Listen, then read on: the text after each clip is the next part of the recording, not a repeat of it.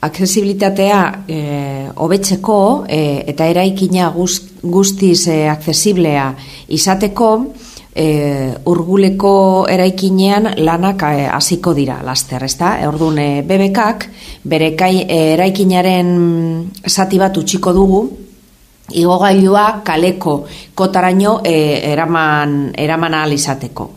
Horrela, orain dagoen plataforma kenduko dugu, eta kaletik sartuko da zuzenean igogailuraino. Honetaz gain bere bai sotoko alde librea egokituko da, eta gizarte zerbitzuak gaztelekua eta komunikazio sailetarako artxibo biltegia izango da.